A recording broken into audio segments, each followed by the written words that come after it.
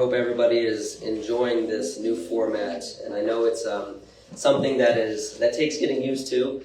But I really think that we have been doing this in Mississippi for, I don't know, about a year and a half, maybe 2 years before we left. And it was one of those things that you're going to get you're going to get out of it as much as you put in it. And so this only goes well, it only works well when we have plenty of participation. I've been seeing all of that, and I really appreciate all the participation, and I hope that we can continue this on. And I'd love to get feedback, even if you don't like it. I'd love to hear from you and see what we can do to make it better so that we can benefit everybody. So this morning, Gary delivered an amazing lesson on baptism and didn't necessarily touch the subject of baptism. And this is really important sometimes when we are talking about important issues. A lot of times when we're teaching something, the best way to teach it is to have the other person discover it on their own and stumble upon those things. And so he was able to build this case for an inescapable conclusion, is what this was. By implications, like he said at the end of his lesson, the question isn't, why should I be baptized? The question isn't, what is that all about, or is it just a ritual, these kind of things? It has to do with our holiness. It has to do with our fallen state and how holy God is and how unholy and unclean we are. And so I'm going to do a really quick overview of Gary's lesson for any of those who may have missed it, or just to refresh us, and we're going to jump into some questions here. But as this idea, if you remember the backdrop behind Gary this morning that's been up for several weeks, Inception is the title of this. And as I was explaining this to my nephew, because this isn't a word we really use a lot these days, Inception. But when I was explaining this to him, I was describing a seed. You know, a seed, when you plant it and it germinates, that's the inception of the plant or the tree. And as I was explaining this to him, he got it right away. He's a really smart guy.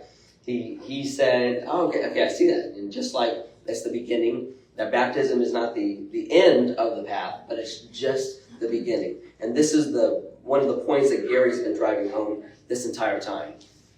Move this a little bit away from me. So this lesson really wasn't about, this morning wasn't about the baptism in the way most people think about it.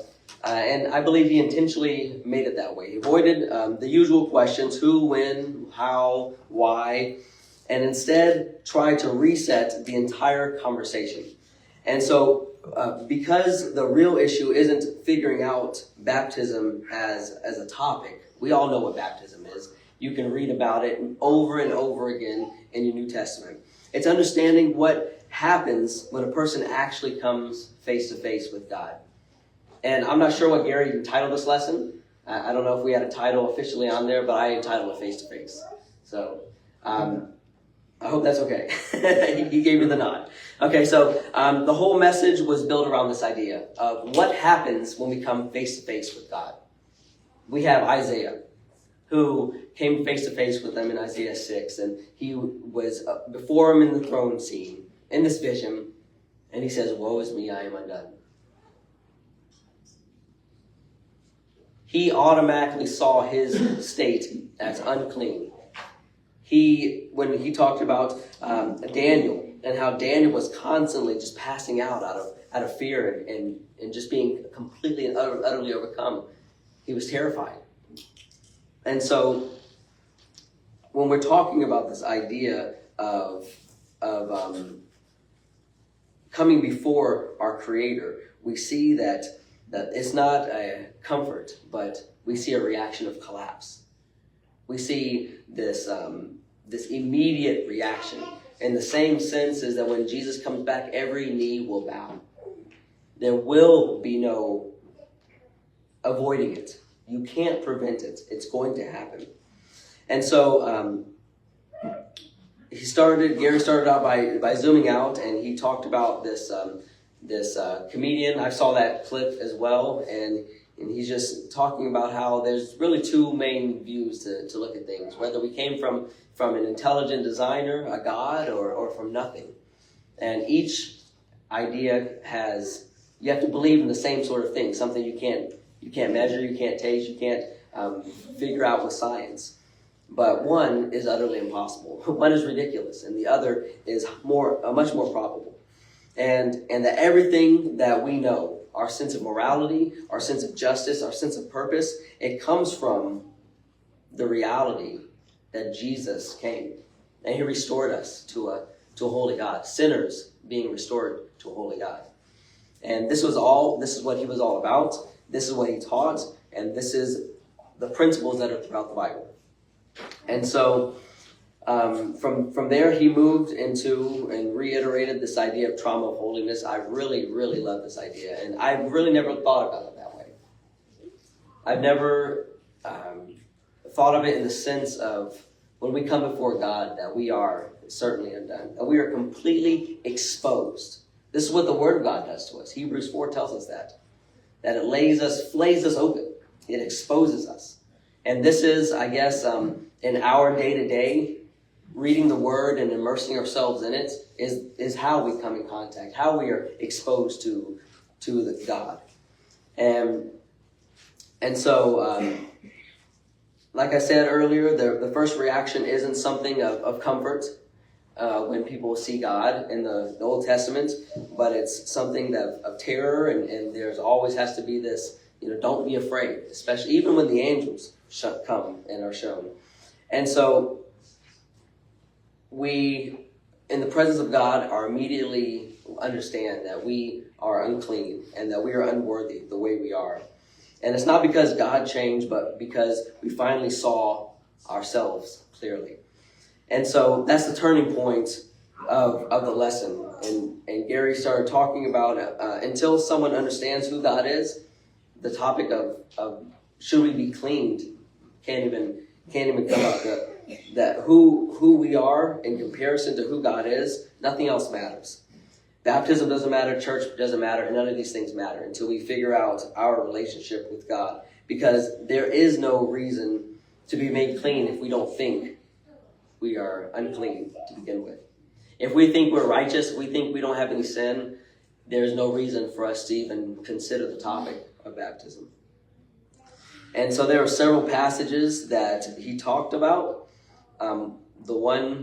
My favorite one was the first one he talked about with Simon the Pharisee. He's at his house, and there's a woman that comes, and he's thinking in his heart, oh, she's a sinner.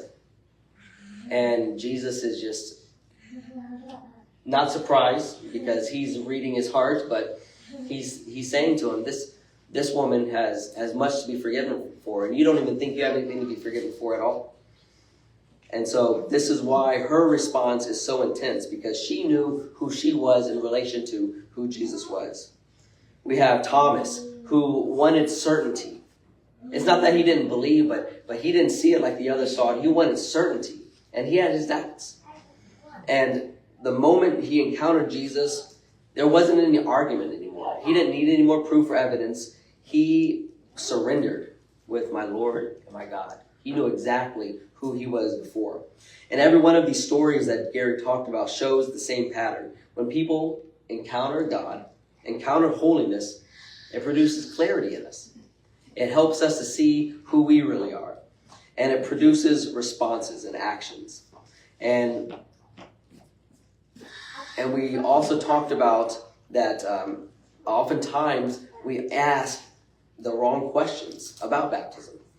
The real question isn't, do I have to, or does it matter, or is it symbolic? But the real question is, have you actually come to terms with who you are before the Holy God?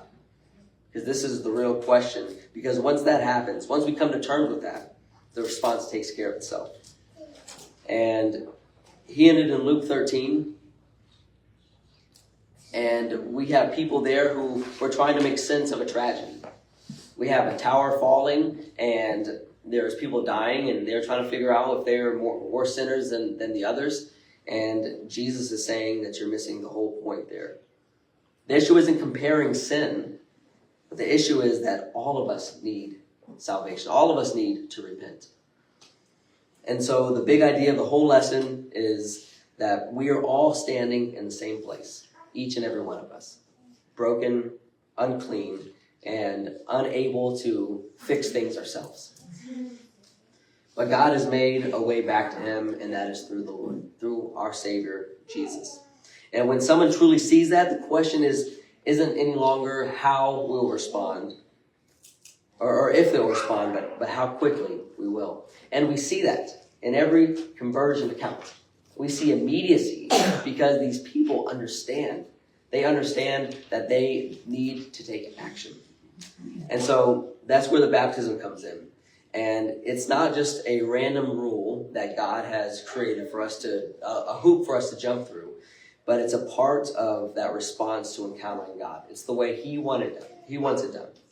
And so that is kind of the gist of the lesson this morning. I think Gary said it much more eloquently than that, but that was just a refresher for us. Does anyone have any thoughts or comments before I open up the floor for questions?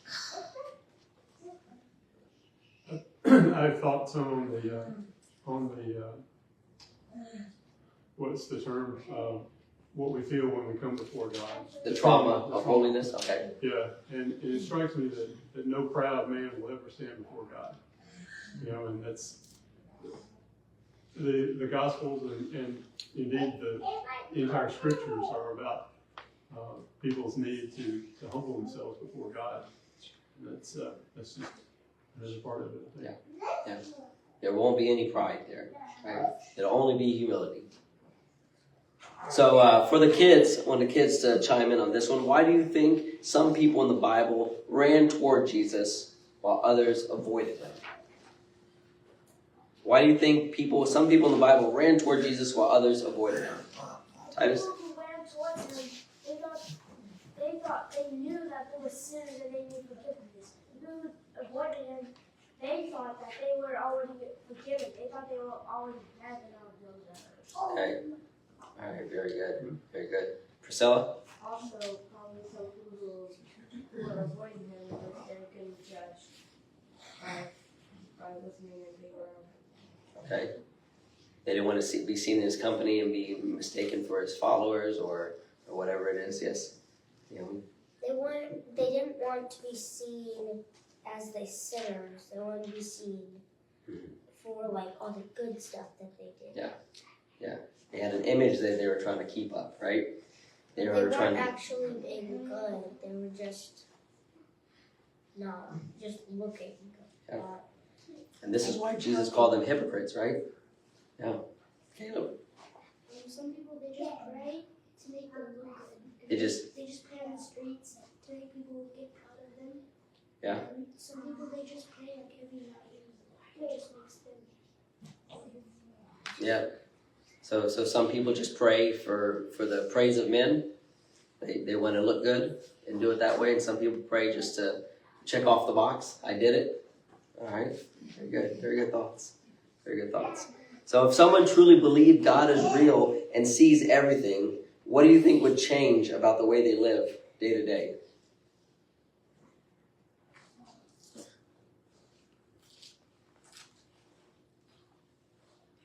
If you really believe that God sees and He's real, how would it change your day-to-day living? Okay. Maybe you would pray every night or like read the Bible. Okay. And maybe go to church. All right. Do the things that you can do to grow closer to God and increase your faith. Okay. Ian? In a sense, you end up receiving that sort of awareness too of your own actions for the things that you do, right? You can see, you think about what you're doing or what you're gonna do. You think about what you think about, and you notice things that you might not if you weren't aware that there was a God out there and that He brought every deed into judgment, right? So you're more conscientious of your actions, right? You're thinking about your actions a lot more than your words. All right, Titus, did you have something? Dylan? Going on top of what Ian said, you try to follow God's rules as best you can so you can meet up with Him eventually. Okay. This is what we were talking about this morning, practicing the practicing righteousness. That it is a practice, right? We have to work at it every day. All right, very good. there's a house in my neighborhood, a new house, that has 3 glass walls on the living room. Okay. I don't know whatever possessed them to do that. And they don't have blinds.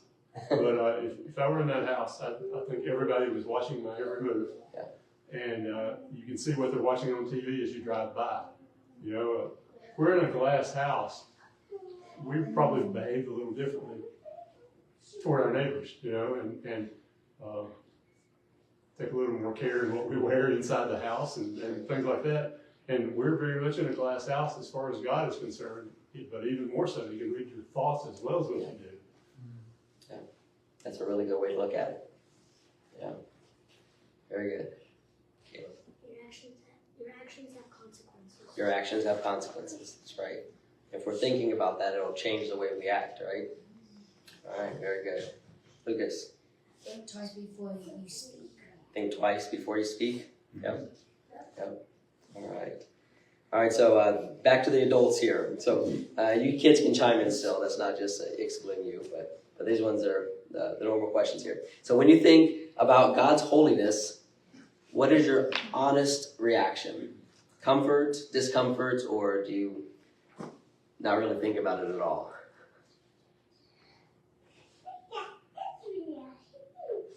Think of God's holiness, or when you think of it, what's your honest reaction? Comfort, discomfort. Need for repentance every day. Okay, Just all right. The feeling of being unworthy, just being a flawed person. Yeah, sure.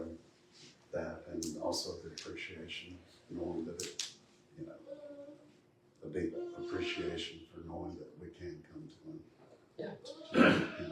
Yeah. Yeah, and that's the wonderful thing that we have with a relationship with God, that He's not requiring us to be perfect, but He wants us to lean on Him. He wants us to rely on Him. And we can always go to Him. He wants us to. Yes. All right, Naomi? He's way bigger than us. All right.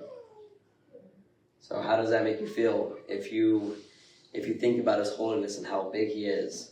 Does that make you feel safe, comfortable, or does it scare you? Kind of both. Yeah. Okay. All right. Very good. Very good. All right. Why do you think people would rather debate religious topics than deal with their own guilt or sin? Ian, go ahead. I think there's a sense of security in it, you know, despite the arguing. It's something that supposedly is a solution that you're working toward, right? It's a problem to be solved. That you can theoretically, as a person, solve just by thinking about it. Your sin is not a problem you can solve intellectually. It's not really anything you can do about. And in recognizing that, you have to give up the perception that you can't fix it. You have to give it to something else. You have to entrust it to God. And that is easier said than done. Okay. Human nature is we love to argue. Yeah. That's it. It's like And why do we argue? We're trying to win, right? And if we are trying to prove our rightness through debating, there is no. And that's the opposite of admitting sin, which is just having to Misses the point. succumb to our wrongness. Yeah. Did you have something else, Dylan? Yeah, I gotta remember it. So why do you think people would rather debate religious topics than deal with their own guilt or sin? Because it feels easier to talk about what others talk about, anything else in the Bible besides face what you've done head on. Yeah. there's an old gospel advocate preacher who W.A. Young, who said that we're mighty good at finding the beam in somebody else's eye. That's the passage that came to my mind. You know, we're really good. We don't spend as much time looking in the mirror as we do as looking at everybody else.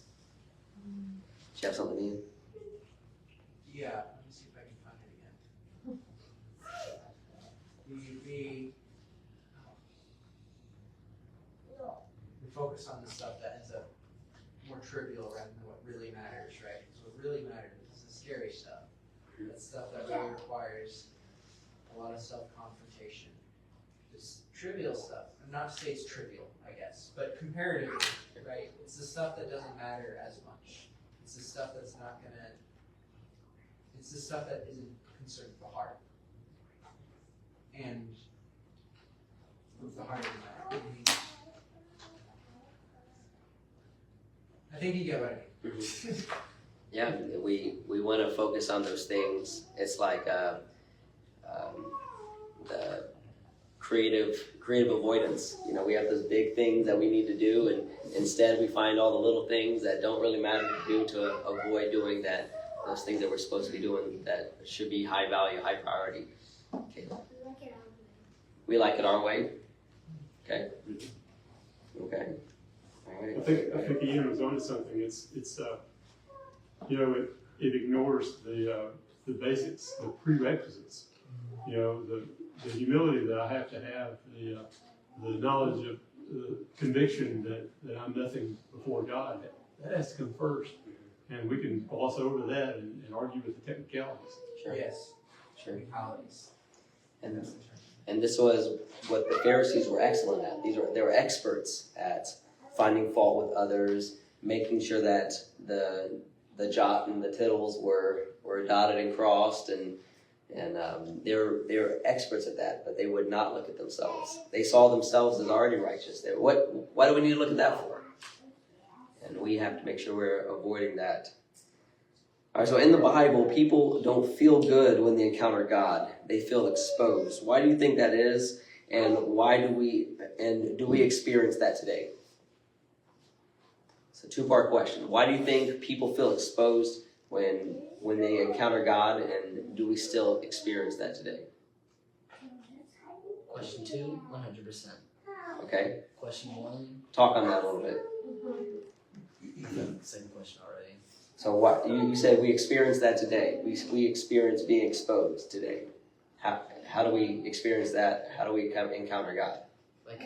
There's different ways for different people. You can connect to God in different ways, by prayer, by singing, being with fellow Christians. Okay. First question, I was thinking why they felt fear and being exposed, because God knows all and sees all. He knows everything you're thinking about. He knows everything you've done. He knows what you're going to do. And people know that, and people can feel that. Sure. Very good. Yes, sir, Ian. Light and dark. When you shine light on something, right, you see things that you don't know are there, or you'd rather not be there, right? You hide things. Mm-hmm. And the light exposes that. I think sort of God's holiness exposing that evil. You can see that sort of reflected, I think, just in the very terms light and dark itself. It uses the analogy, but I think it does. Those concepts themselves, being in this universe, sort of reflect that truth. Mm-hmm. Yeah. Holiness exposes unholiness, just by its very nature. Yeah. And that's what light does. When you don't have light, you have darkness. When you have light, darkness is not where light is. They simply can't coexist. They're so opposite of each other. Yeah, it's not usually a good thing. It doesn't feel good when we are put under a microscope and we're examined And and all our it flaws. exposes something's wrong at all, because we might not think that until we encounter Sure. that. Very good. Very good. Any other thoughts on that one? Yeah, in science, at least, there's no such thing as darkness or black. There's absence of light Absence of and absence of color. And since God made light in the very beginning of the Bible, you know, since He created this universe by speaking it into existence, He has been light and the holy light to this world. And darkness is simply where we push God out. Yeah. So why do you think or do we still experience that kind of vulnerability today, and how so? If we didn't, none of us would be here, I think. Okay, Call it conscience. sure. Conscience, yeah. This is why we all come. This is why we rely on each other, because we know that we're vulnerable. We're flawed people. We make mistakes, and this is where we draw that power, that strength. We recharge. I know I get a great recharge when I'm here with brethren. Okay, so what did the sinful woman in Luke 7 understand about herself that Simon the Pharisee didn't? And how did that change her response? If you remember the story, Simon the Pharisee invited Jesus to dinner, and this woman had a very expensive vial of perfume, and she broke it open and anointed his feet and washed his feet with her hair and her tears. And then he, on the other hand, didn't do anything, I guess, neighborly. He just had him over, and it was more of a critical moment possibly. And so what did this woman understand about herself that the Pharisee didn't, and how did that change her response? Shows that she herself was sinful. Okay, that she was sinful. All right. Naomi? She knew that she was sinful. The Pharisee was like, why is she using that expensive oil just to put it on this poor guy's feet? Okay.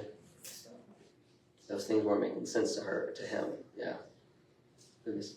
that she can be saved by him. She knew who he was and that he had the power to forgive sins, power to save.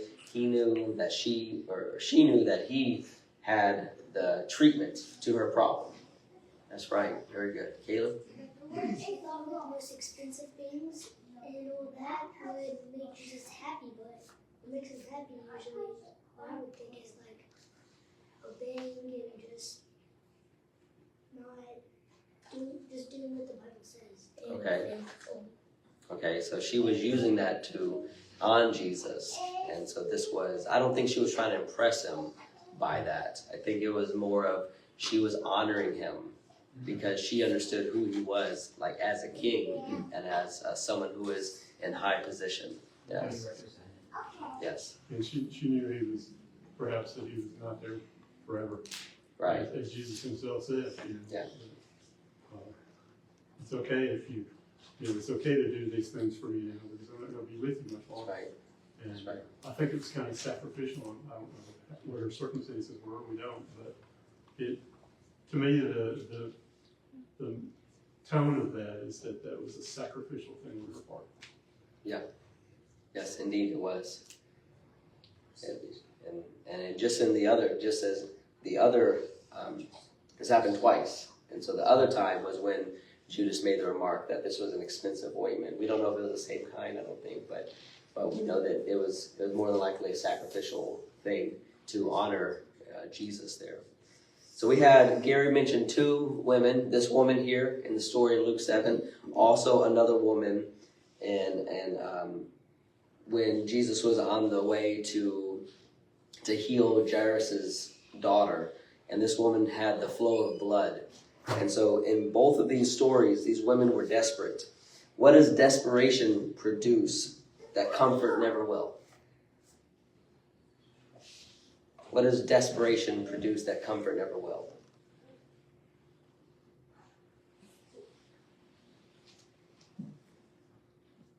All right, go ahead, Ian. Change. All right. Comfort, if you stay in comfort, nothing changes. You never notice anything else. You never go out of your way to change anything. Desperation moves you to change, to chase change anyhow, to chase anything that can get you out of this negativity that you're feeling, or out of this desperation. Like desperation moves you, comfort doesn't. Okay. Comfort just keeps you where you are. Okay.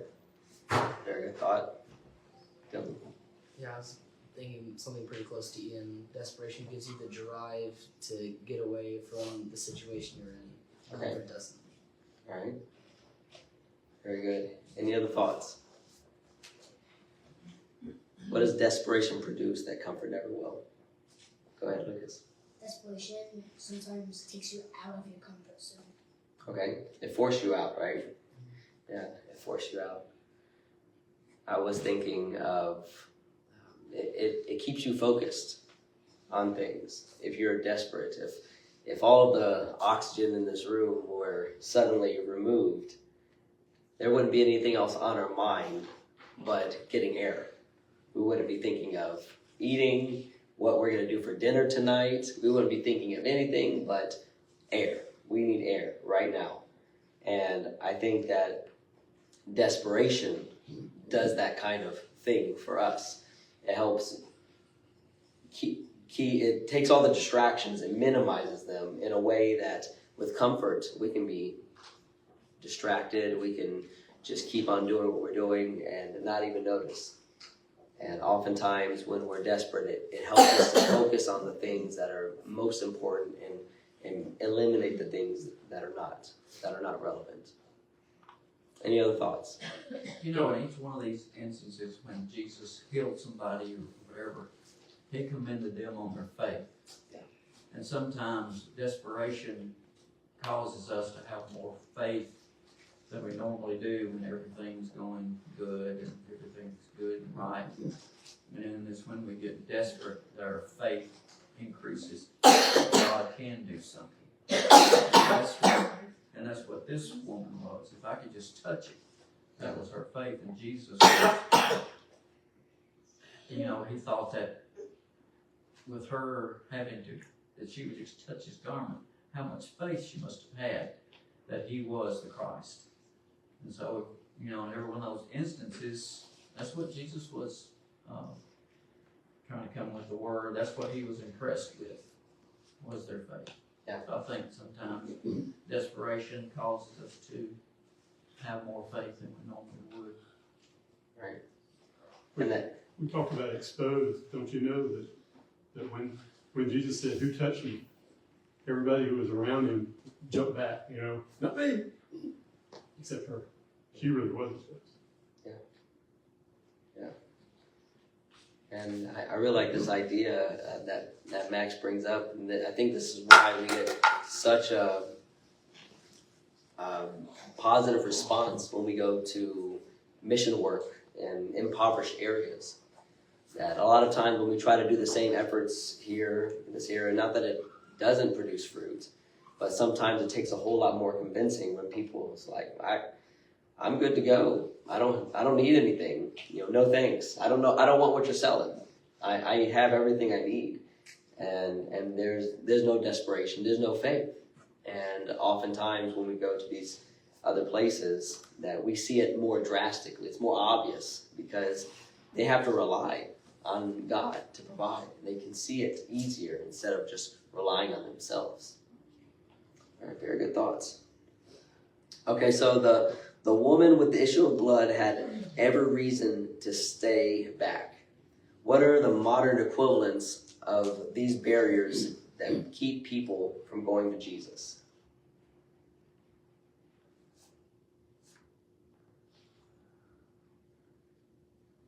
What are your thoughts?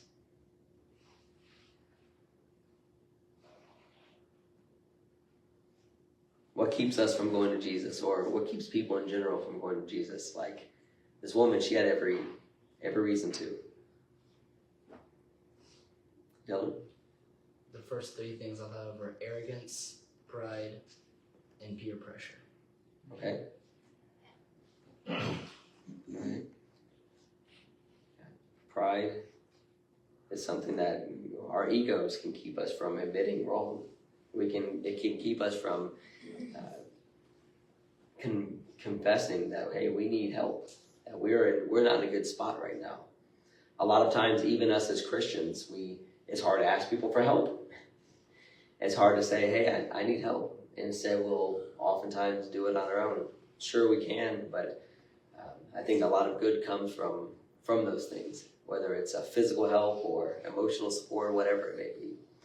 And now you said pride, and you said peer pressure. Peer pressure is one of those things that we don't want to look bad in front of our friends, in front of our acquaintances. We want to, and a lot of times as Christians, this happens. You know, we want to we oftentimes have this sense of we have an image to uphold, that we are supposed to be Christians. You'll hear it sometimes. If you act out of character and someone's like, huh, Christians don't act like that, and they'll try to throw it back in your face.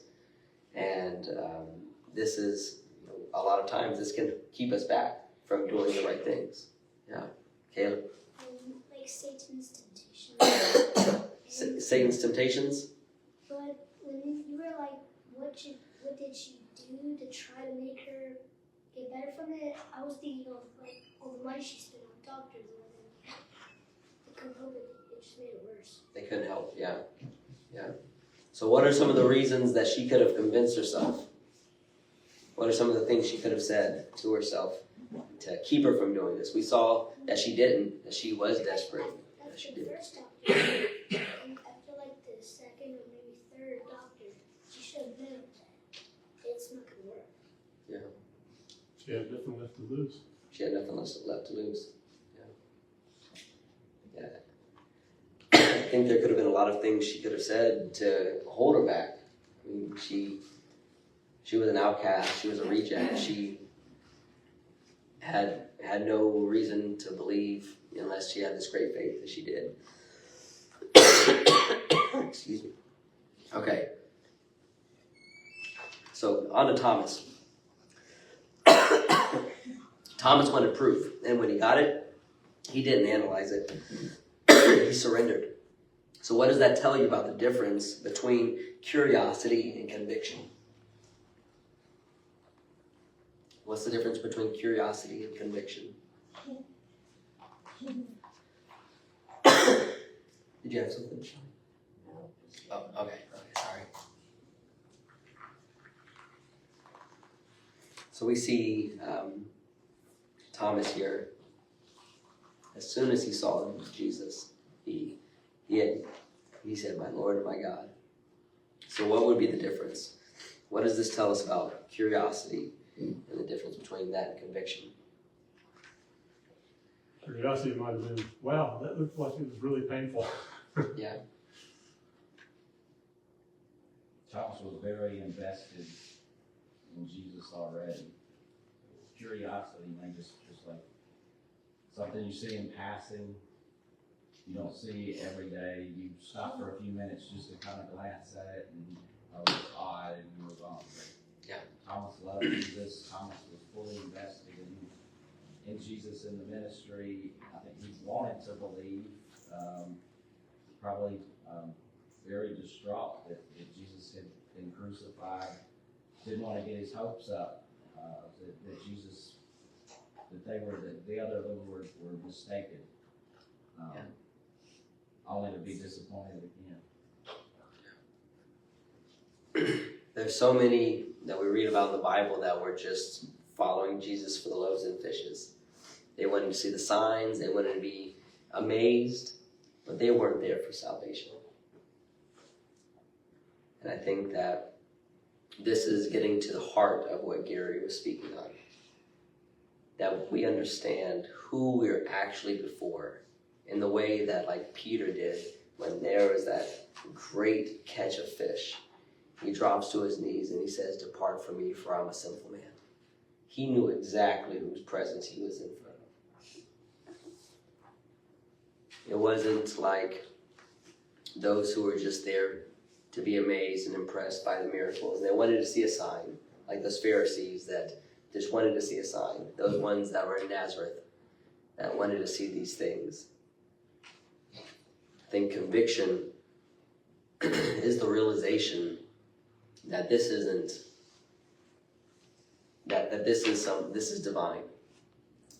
And that we act upon it because of that, rather than, as Jared was saying, oh, that's an oddity, that's curious, that's something that we'll maybe stop and do a double take, but it's not something that we're going to follow or buy into.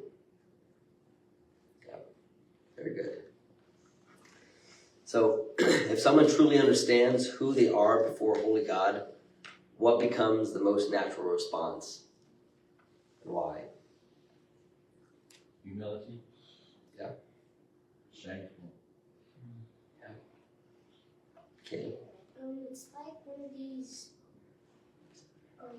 is one of these times where Jesus, he was walking on the water and he said, if you are Jesus, then come to this boat and do it. And then I think Peter and Jesus were walking on the water, but Peter lost faith and he fell in the water, but Jesus quickly grabbed him.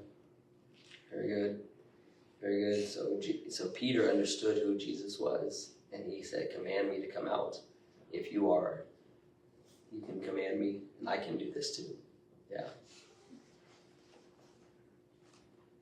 Someone truly understands who they are before a holy God. What becomes the most natural response? Why? Any other thoughts?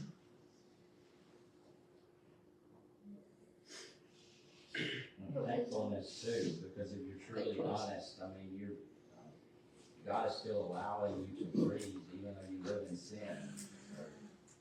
Truly thankful for everything that you have, and that you're not really getting what you deserve. Yeah. This is the point that he was driving home to Simon the Pharisee.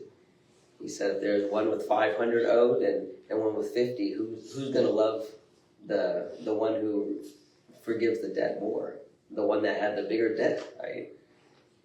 And Yeah, so I think he's right. That's why we need to have a culture of gratitude. Yeah. Because we do owe God our next breath.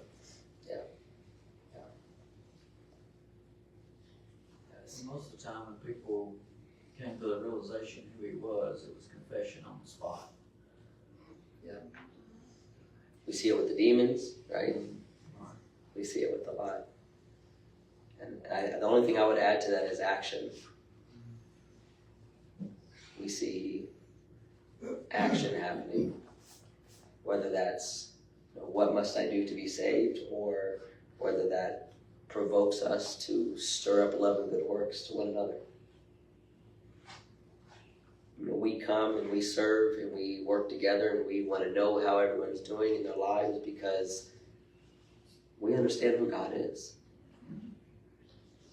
And we understand who Jesus was and how he wants us to live. And we practice righteousness because we have been granted a right standing with God. Our relationship was broken because of us. And because of Jesus, he's forgiven that debt. We have a right standing with God. And we are able to practice the righteousness that he requires of us because of that. And I hope you've enjoyed Gary's sermon series here on baptism, on Inception.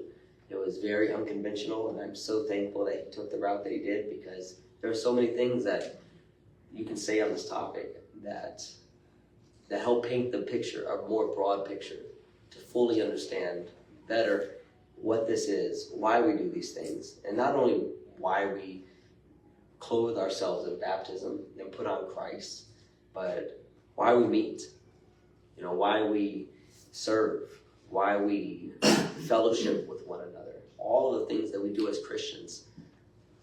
Gary's lessons this past several months have been the answer. It's been the reason why. When we gave ourselves over to Christ, it was only the beginning. And now we have work to do until the end, until our last breath. And if anybody has any need for prayers, if there needs to be anything that we can help you with, please let it be known. That's what we're here for. And I really appreciate everybody being here, all the comments, all the participation that we've enjoyed this evening. But if there is anything, don't leave tonight before you let somebody know, whether you need prayers of the congregation or just talk with somebody privately. But if there's anything that we can do for you, please come forward while we stand and sing the invitation song.